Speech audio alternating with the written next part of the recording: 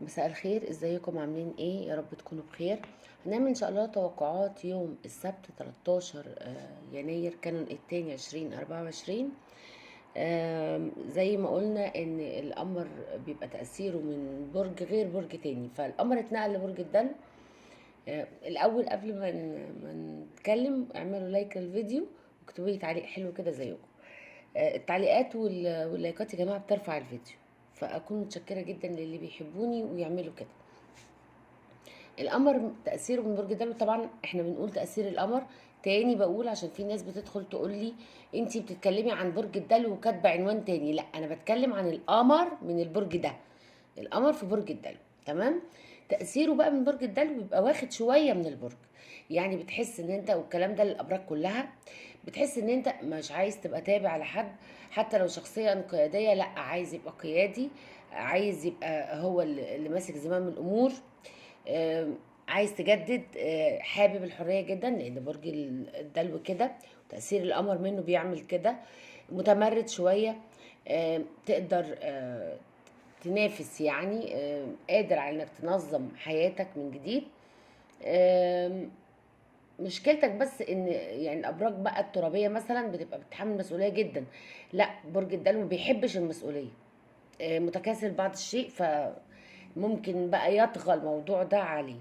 انما هو برج مميز جدا، دايما ظاهر بين الناس. زي ما قلت لكم، يعني ساعات بيبقى متكبر، فممكن تحس ان انت شخصيتك متناقضه شويه. يعني هو شويه تناقضات كده هتبقى في الشخصيه بسبب تاثير القمر من برج الدلو زي ما قلنا. بس كل واحد حسب شخصيته، يعني عقلاني كمان هتبقى تقدر تتحكم في احاسيسك. يعني احاسيسك هتحكم فيها العقل والمنطق. في كل الامور كمان، حتى الامور العاطفيه. بتفضل الواقع وبتبعد عن الاحلام. يعني تاثير القمر بقى من برج الدلو هيعمل فيك كده في كل الابراج زي ما اتفقنا. دلوقتي بقى زي ما قلنا، اوعوا تكونوا نسيتوا تعملوا لايك. دلوقتي بقى هنقول اسماء الله الحسنى اللي بنرددها كل يوم. الأسماء النهاردة هي البصير، الشكور، الرقيب، الحق، المعيد، الصمد، الباطن، المقسط. دي الأسماء اللي هنرددها النهاردة. ويوم خير على الكل يا رب. وتأثير القمر من الدلو مش وحش ومش سلبي، حلو على أبراج كتير جدا جدا جدا. السلبية بتاعته بس حاجات بسيطة قوي قوي زي ما قلت لكم. عدم تحمل المسؤولية شوية، محتاج الحرية شويتين، الحاجات دي. لان برج الدلو هوائي زي ما احنا عارفين. وتاني بقول بنقول تأثير القمر من برج الدلو. دلوقتي بقى هنقول التوقعات بالتفصيل للبرج اللي في العنوان. اوكي.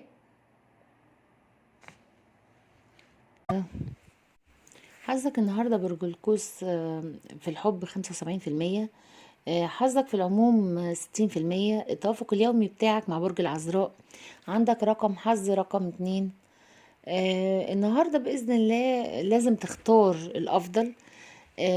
أي حاجة تتحط فيها في اختيار لازم تحاول تختار الأفضل ليك.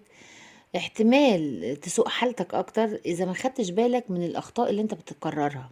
لازم تاخد بالك من أخطائك عشان ما تكررهاش تاني، لأن الأخطاء اللي بتتكرر بترجع صاحبها 20 خطوة لورا، ما بيطلعش لقدام.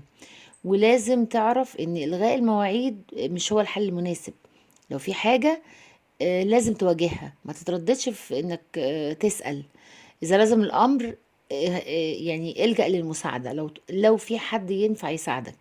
انما ما تأجلش مواعيدك يعني ما تهربش من المواجهة. على الرغم ان انت بتحب شغلك جدا، لكن انت بتشعر انه مش مناسب لشخصيتك او لطموحك. عايز تطلب اجازة، عايز يعني تستغل الاجازة دي ان انت تمارس هواية، تعمل حاجة.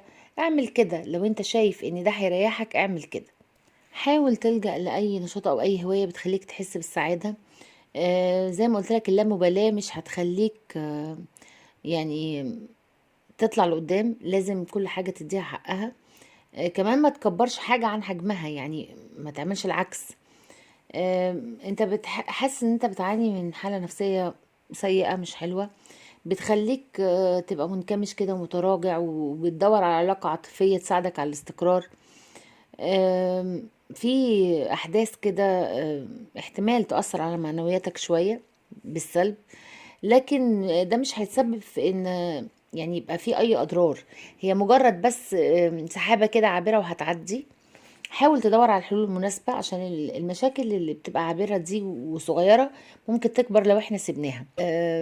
انت حاسس ان انت كنت معزول عن العالم، حاسس ان انت كنت بعيد عن الناس، مفيش تواصل. آم، يعني اما بتلاقي المكان هادي ممكن تخرج يعني وتتكلم وتحس ان مفيش حد بيوجه لك كلام او حاجة. بتحب تراقب كده الدنيا من بعيد من غير ما حد يلاحظ. احتمال النهارده تقابل حد يشبهك، هتحس معاه بالراحة وبالطمأنينة، هتبقى عايز تتكلم معاه كتير، هترتاح لما تتكلم معاه. كمان الاشخاص المقربين منك اللي انت منتظر منهم تليفون، عدم اتصالهم بيك يعني مخليك مش حاسس بالاطمئنان، حاسس بالوحدة، حاسس بالعزلة الشديدة جدا.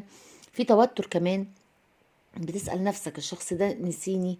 ليه ما اتصلش بيا؟ هو مشغول للدرجة دي؟ يعني حاول تلتمس الاعذار، واحيانا بيكون فعلا الناس مشغولة، فالتمس العذر، لان انت ممكن تتشغل برضو وما تكلمش حد يعني. التمس له بقى العذر. المجهود اللي انت بذلته الايام اللي فاتت عشان تنجز بعض المشاريع الصعبة هيكافئك ال يعني المديرين بتوعك او الناس اللي انت عملت لهم المجهود ده، هتتكافئ عليه النهارده. احتمال تاخد علاوة كمان كنت بتنتظرها بقالك وقت طويل جدا. هتلاقي انك يعني النهارده باذن الله تاكد ان شاء الله ان انت هتسمع اخبار حلوة جدا.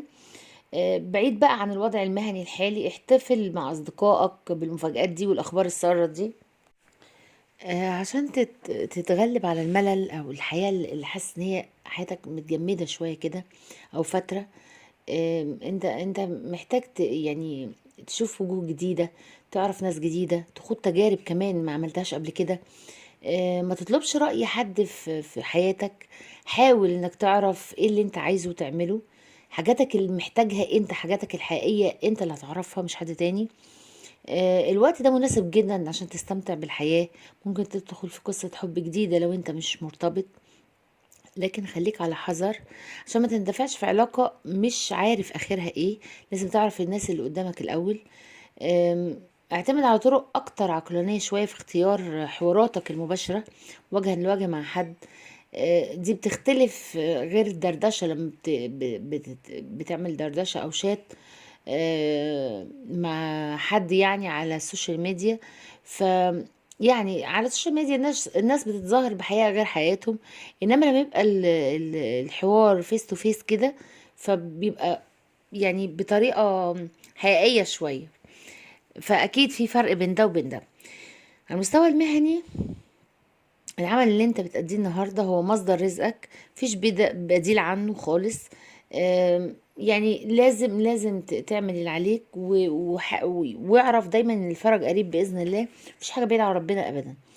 انت يعني عندك تطلعات وطموح ان انت تغير يعني واقعك المهني.